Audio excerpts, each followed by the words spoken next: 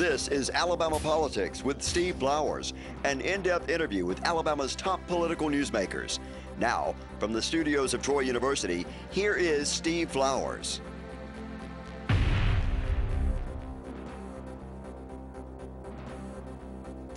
I'm Steve Flowers, and welcome to Alabama Politics. Folks, we're fortunate tonight to have as our guest a popular young state representative from Prattville and Autauga County, young Will Dismukes. Will, good to have you back on the show. Thank you, Steve. I'm really glad to be back with you. I always enjoy my time with you. I love your area of the state. I love Prattville and Autauga County. Remember the first time I met you was at the Prattville Lions Club. That's right, it was. And now you had the prettiest wife. I said, that's the most handsome young couple I ever saw in my life. You told me you were going to run for the legislature. What I tell you, get out there and shake hands. That's right, you did. Just like Ed Gruby. You got to get out there and you got to work and talk to everybody and make sure my wife goes with me. Did I say that? You did. Now, she's from Prattville, too, isn't she? She is. She grew up there right in the heart of town. And you grew up right there in Prattville? I did, and I didn't end up meeting her or know her until college, so it's kind of funny the way the Lord works. Where'd you go to college? I went to Faulkner University, and she went to AUM.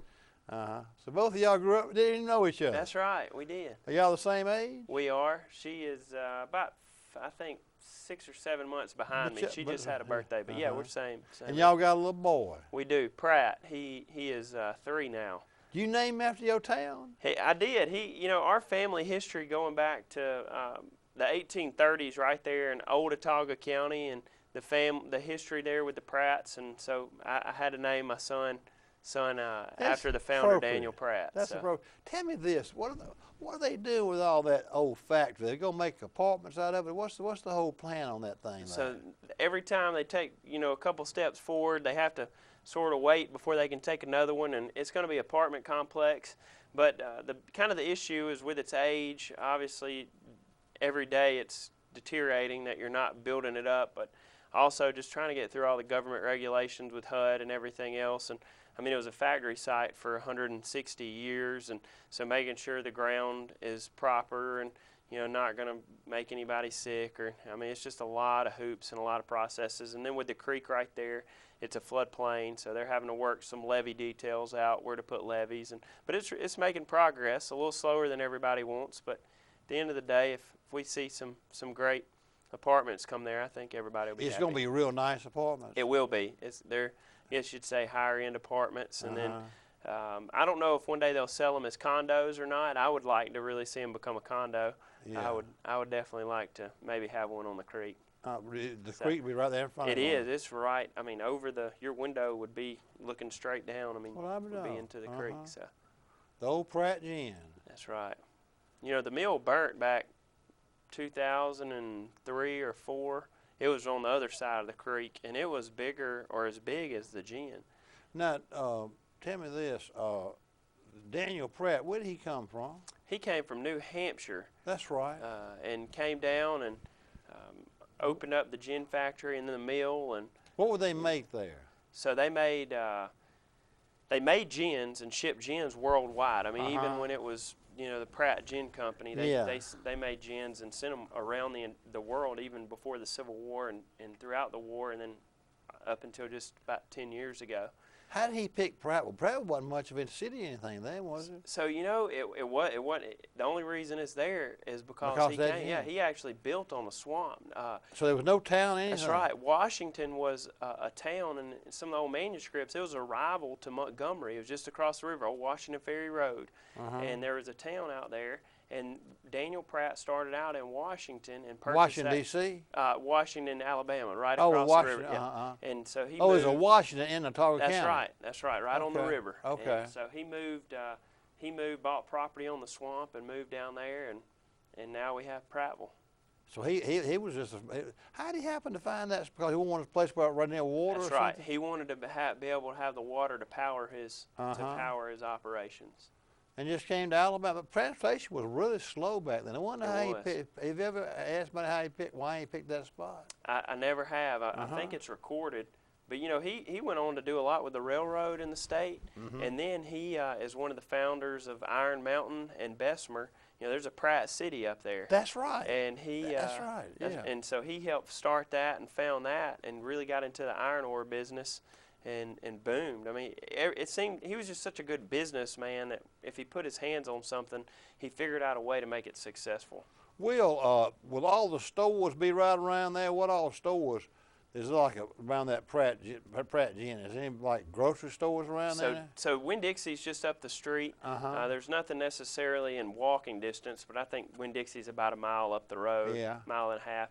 And then ain't there's far off the interstate, is it? It's not. It's about 7 miles. But there's shops. Downtown's really vibrant now. In the last 10 years, it has just really grown and done well. So you've got a lot of small shops, boutiques, restaurants right there that people who live, could just walk to in a matter of Where do you live in Prattville? I live off of Highway 31, kind of behind Domino's. So I'm about a mile up from downtown. Where's old Clyde Chambers live? He lives. I think he lives over in Silver Hills area. I think so. That's what he told me. Yeah. Yep. But now let me ask you this: how you like being in the legislature? You enjoying it? I do. I really enjoyed it. We took on some pretty big issues this year, and I thought it was a great first session. And why, if you're gonna get into it, why not just get thrown straight in the fire? So I thought it went really well. Governor Ivy jumped right in there, didn't she? She did. She did. I think, and you tell me what you think on this. I think she's going to address the prison thing within the special within the regular, just like she did that Rebuild Alabama. That's right. Is that what you're hearing? That's kind of the rumor. It's not the greatest. It's not that I'm necessarily a fan of doing it that way. However, it's a great cost savings if you're going to do a special. If there's not any way around a special, why not do it while we're there? Why, and last time we did it in a week, and I forget how much of a cost savings it was, but it is a major cost savings for the state than having to come back to do a special and all that. And you're there anyway. That's right, we're already there. So I would assume that after the state of the state, she'll call us into one. That's what you're hearing. Anyway. Right. That's what I hear too. But I could be wrong. So. Will, talking about that, she's got to have legislative approval to finance or build those prisons, but I think she's heading toward privatization. Is that not what you're thinking? That's kind of what I'm hearing. Unfortunately, I'm not able to be in the middle of kind of the major discussions with the prison system. The thing that I do want to hit on with it, though, is that whether we have a private entity build them and manage them and we lease, or whether we build them, we need to make sure that they're put on state-owned property that we already have. We've got 3,600 acres in Elmore County, and right there it's already paid for, and because of the prison systems right around it, it's set up with the water and sewage. The infrastructure's already there, so not only is the land paid for, but the infrastructure's already there. You're saving millions and millions of dollars on land and infrastructure alone. I totally agree with you, and a matter of fact, I was in the legislature the last time that something was done, and Wallace was governor, and he made sure. Part of the thing was they bought a lot of land around the prisons that they built. They built a lot of new prisons at that time, built numerous prisons in Barber and Bullock County, down near his neck of the woods. But he bought a ton. The state bought a ton of land for that reason, right? Knowing that eventually you'd have to have more land for prisoners, and so that makes sense. You got a lot of prisons in your area. I do. I have several. And another thing about that is the people are so used to them. And most people, they've lived near that prison their entire life. I mean, they're comfortable with being close to one. They're comfortable with the setup, with the way everything's laid out. Work there, probably. Right. And so all of a sudden, you put one of those mega sites somewhere else, people probably aren't going to be real happy if they moved outside of, let's say, Auburn, Opelika, and all of a sudden you come and you build a mega prison right next door to them, where the people in Elmore County are thankful and they're ready for it and are willing to embrace it, and they work there, and it provides food on their table for their families. And I think Elmore County had the first state-owned prison. Tutwiler? No, it was actually right there at the corner. Across the street from Russell Dewitt Center. It goes back to the 1850s, and it was the first state prison, and it was right there in Wetumpka in Elmore County, and so I think that Elmore County needs to be there. That's right. So when these discussions are going on, I've certainly been advocating strong for Elmore County. Need to. Well, when you were sitting here when I asked you about you just candidly told me when we were running for just after you got here, you'd run for Congress if it ever came open. So there you are running for Congress. Yes, sir. Martha Roby decided she wasn't going to run, and here you are running for the 2nd Congressional District, which encompasses all of southeast Alabama. But the large part of the population is in Autauga and Elmore and Montgomery. Then there are more votes in Elmore County than there are in Houston. Did you know that? I believe it. They're really close. Pretty close, That's though, right. I think. Yeah. There's a lot more in Elmore County than Autauga County. Yeah, I knew that. Yeah. I looked at the numbers one time, and it was there were more people. And that other thing. I apologize for that. Anyway, that gives you an advantage in that thing. You know, the early polling, I'm in a really good position. I'm tied for second I saw right that, now. because it's probably because of Autauga and Elmore. I believe it is, and you know, I played some junior college baseball at Enterprise, but I wasn't campaigning when I was playing junior college ball. So no. But I've really been blessed. I've been in the Wiregrass now, I think, over 13 times, and continuing to go back and meet the people there. Some wonderful people. My family background is agriculture. I mean, I grew up in the cotton fields of Alabama, and right there on the river. And I've got some really cool photos and things and stories from my grandfather going and as a consultant down into the Wiregrass with a lot of the peanut farmers and showing them the span sprayer and a lot of different things. So I'm familiar with the Wiregrass. You been campaigning down there a lot? I have. I've been going down there at least once every week. Most of the times I'm in the Wiregrass 2 to 3 times a week.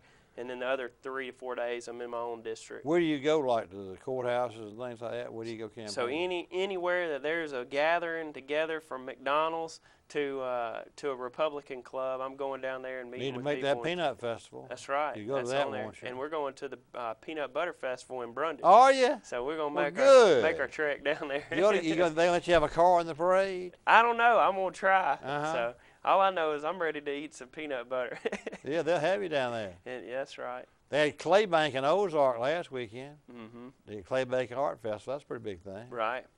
Slocum Tomato Festival. It's a lot of great opportunities to meet a lot of people. Have you got any things like that in Autauga and Elmore you have to go to, like a certain, like a Clay Bank Art Festival or something like that? So one of the things that we have is City Fest is a really big deal in our area, and so for Prattville, in the spring we have City Fest, and also like right now the county fair is going on in Autauga County, and a lot of people have booths and things for you to come by and say hey, and so we have a presence there, and it's a good opportunity to meet a lot of different people, young families especially, bringing their kids in. Well, tell me what, another thing you got to realize is that district's not just strong agriculture, it's strong military. It is. You've got Fort Rucker and Maxwell Gunner right there. Whoever represents that district's got to That's right. really be thinking that way. Armed services have to be you got your committees. If you win that seat, you need to be on agriculture and armed services. Certainly. I mean, that'd be my first two picks. That's almost a given. That's right. For that district. Some others would be like Birmingham wouldn't necessarily be that important. You know, one time there was a lot of banks in Birmingham. Spencer Backus went to Congress, and first thing he did was get on the bank committee. You had AmSouth and Regions and all those, but in this district, you're talking about military is very important. Maxwell and Gunner. So armed services. Is Martha Roby currently on armed services? She's on appropriations now. She started out on armed services, and I believe she transitioned to appropriations. She could still be on armed services, but I know that she plays a key role in appropriations at this time period, and that makes sure that funds are coming back to the state. My dad was in the Air Force during the Vietnam era, had an uncle that served in Vietnam, and one of my grandfathers was in World War II. So the military is is certainly important to me and my family, and I'll make sure that I support our veterans and help them in every way possible, and also our current service members. We got to make sure that Fort Rucker and both Maxwell Gunner, that they are all relevant in the talks in our country when we think about national security, and also preparing and making our military even more ready to go into combat, or from all different levels. We've got to make sure that Maxwell Gunner and Fort Rucker are all talked about on a daily basis within the main players of our U.S. military, and that they want to continue to see these bases stay relevant and grow, and I'll go and I'll make sure that happens. I don't know whether this has ever resonated or not. It does with a veteran political observer like me, but I don't know if it does with the average person in the 2nd District. But I almost think it needs to be said that how young you are is a real asset, because, you know, just like real estate is location, location, location, the Congress is seniority, seniority, seniority. It's totally based on seniority. I mean, it's the whole thing. And, you know, if you're 30 years old, you can become a power in Congress. You send somebody 60 up there, they ain't never going to be a power. And they're not going to give me any difference. They're going to give a 30-year-old difference up there because they're going to figure this guy has got a possibility. Like, you know, Robert Idaho got to Congress when he was 30-something years old. He was. He's now our senior congressman. He is. He's still in his 50s. Right. He's been there 24 years. He's finally got some power. Right. That's how you get power in Washington. You just stay there. There used to be an old saying, Southern Congress would control Congress when I was a little boy. I worked for Bill Dickinson, our congressman, here in the 2nd District when I was a young man. When I was in high school and college. And Bill was a great congressman. He was the first Republican. He won the Gold War landslide in '64. We had nothing but Democratic congressmen in Alabama. We had 9 congressmen, every state official, every congressman, senators, the entire legislature was all Democratic. And then it all changed in '64. And Dickinson was one of 5 congressmen who won. And they wiped out the entire Congressional delegation. People voted straight Republican for Barry Goldwater over Lyndon Johnson. And Bill went in on the Goldwater landslide, but he stayed there for 28 years on his own, and he was a very effective congressman. He took care of Rucker and Maxwell and Gunner, and he got extra appropriations because a lot of these plants, if you get out and see the district, you realize that Lockheed Martin and Sikorsky have a lot of plants. They got 3 in my county. I was involved in getting one of them, but Bill was the main part of it. I'm bringing those in. There's one out in the country in Pike County, and there's one right there on the highway, Sikorsky. Hires a good many people.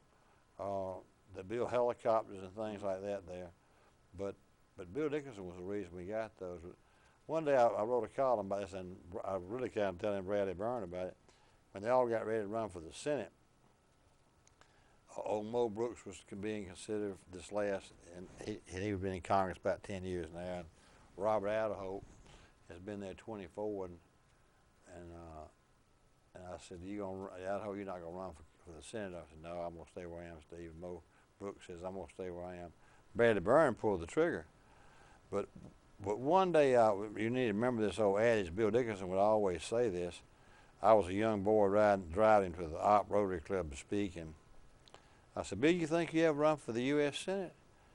He says, Steve Reno, the political graveyard is full of congressmen who tried to run for the Senate. So you risk that congressional seat. So if you get some seniority, you probably don't want to try to move, because that's the way the whole thing is built. On seniority. Because you'd start back over, I would assume, if you go to the Senate. Yeah. You need to talk about that when you get out there. Right. So I'm the only young one in here. The rest of them ain't gonna have any seniority. That's right.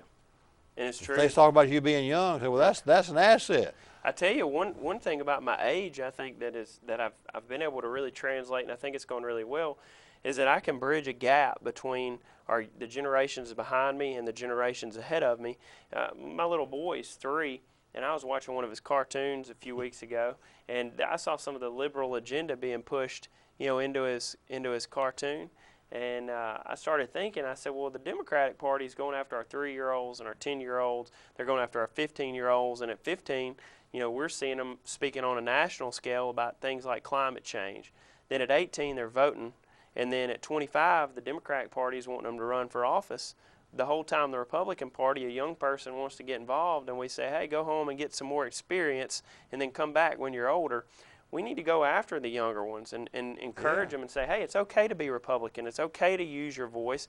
And we need to carry the torch of the generations ahead of me that have carried it for so long, that that it's time for us to step up and carry our load. And so I can really bridge that gap, connect to people not just in Congressional District 2 in the state, but across our country, and I think really help start a movement for the Republican Party and young people. Now you getting out and trying to get the Alpha endorsement? You want to see all the farmers? I am. I'm going to meet with the Conecuh County Farmers Federation tonight. Steve Dunn. So, yes, sir. Tell him I said hello. I will. I'll tell him. He and Jim Parnell have been on that thing for a long time. They have. Parnell's not. He lives in Autauga, I think, doesn't he? He lives in Chilton County. Chilton. He lives up in Stanton, Alabama. Probably a lot of his. He got some land in Autauga though. I'm sure he does. They got a big spread up there. They do, and they have a lot of timberland as well, I believe. So they've got a good timber company. Some just really good, honest people. Steve Dunn were the young farmers when I was a young legislator. They would just start. I was in legislation for 16 years and from Pike County, and I was close to Alpha, and we'd go to Washington. I'd go to Washington with them sometimes. I could do that back then. And old Steve Dunn, I'll be a bunch of old farmers, and Steve Dunn from Conecuh and Jimmy Parnell from Chilton they were grooming them to be big dogs. Right. And they knew early on they were going to be leaders. Well, Mr. Parnell has done a terrific job since he was given the reins as CEO of Alpha. He was born to do that job. That's right, and does just a terrific job. And my family has known his family for a long time. My mom and all of his siblings, and all my mom's siblings all went to school together at a small Christian school there in Stanton, and they're just as fine a people as you could ever meet. They really are. Well, so you heading to Evergreen, down to Evergreen, Conecuh County? Yes, sir. Meeting, and then I'm going from the Farmers Federation meeting over to a GOP meeting. So I've got a good night on the trail ahead. Take Miss Thornton with you over there? Yes, sir. Yeah. I am. So. You make phone calls, have to call and ask for money now. You got to raise a lot of money. I am. I'm trying to talk to as many people I can and encourage some that might be listening. They go to willdismukes.com and they can see a lot more about my profile. And there's also a section to donate there. Do you ever think do you think there's going to be a Democrat in that race? It's been pretty quiet on that side. I would think they'll put somebody up to run. But Tabitha Eisner ran against Congresswoman Roby last time, but now she's running for the head of the Democratic Party for the state. So I don't know if she's going to get involved in it or not. Now, is King in this race or not? He is. That definitely is going to run. He is. He has declared that he's running, or filed the paperwork anyways. Have you met Troy and talked to him and everything? I haven't. I've never got to meet him. What about Jeff Coleman? You met him? I haven't met Jeff. I've been around him a few times in the past. With just being at some different BCA events and things like that, but I've never met him. And then now I do know Barry Moore, and so I've met him and been around him. So, do they come to your county trying to get your people? So they've been into my county. So I don't think they've come into mine as much as I've been going into theirs. But one thing's for sure, nobody's going to outwork me. I'm good. Not, so I'm going to outwork. Has old Coleman been up here to Elmore and Autauga? I think he's been to Elmore County one time. Not sure if he's been to Autauga County or not. So. Excuse me. Tell me this. Do you think that what Senator Shelby has done, excuse me, has protected our bases here in the 2nd District pretty good? I think he's done a terrific job. I think that he's made sure that they do have funding, that they are ready, and now we've got the F-35s coming here to Montgomery, and that's a huge boost, not only for our bases, but also for our economy, around the Montgomery, Prattville, Millbrook area. The military bases play such a larger role than just the base itself, just the servicemen and women that come there. There's a lot of people who depend on them living there and being there, whether that's for their restaurants or the different factories that Lockheed Martin and so on and so forth. It plays a big role, and it's really important to make sure that our bases are protected and relevant. Will, have you a lot of observers make this observation that the possibility is there that this district may not be there 2 years from now in 2022. Have you thought about that? I have. Where do you my guess is that if we lose a seat, the Autauga and Elmore are such a populous area, they've got to be a big part of a district But my guess is they go north, and Rogers and the third and the second become one district. Right. Is that what you're hearing? That's kind of what I'm thinking. You know, it makes sense. I mean, you've got to have congressional district. The current 7 has to remain, in a sense, the way that it is. So It does. It's going to pick up more counties, right. though. It's going to get so more counties. I feel like you couldn't put Otago and Elmore County over into it because it could flip-flop it. But no, it's got to go. It's got to be an East Alabama. So I think it would. You know, they would merge and become one. That's what I'm hearing. I'm hearing that Elmore and Otago go, excuse me, north, and with Anniston, Calhoun, and Auburn, Opelika. You come straight across, you get Otago, Elmore, Opelika, Auburn, and then go north. But you'd always have a chance because you'd be from that Otago, Elmore area. That's right. And I would have been there for a couple of years, and you know, I wouldn't necessarily be an incumbent, but I would feel good about whatever I'm putting in as a good opportunity. You know, it's like everything else. I take one step at a time, and if a door shuts, the Lord will open up another door, and it's just my job to trust Him and go through it. And you know, when I ran for State House and got elected, I wasn't expecting Congresswoman Roby to step out this time, but when she did, I felt prepared and felt ready and felt like it was a door I needed to walk through. Well, you're doing a good job, and get out there and work hard. Yes, sir. But our time's up, Will. It goes by in a hurry, doesn't it? Yes, sir. It sure does.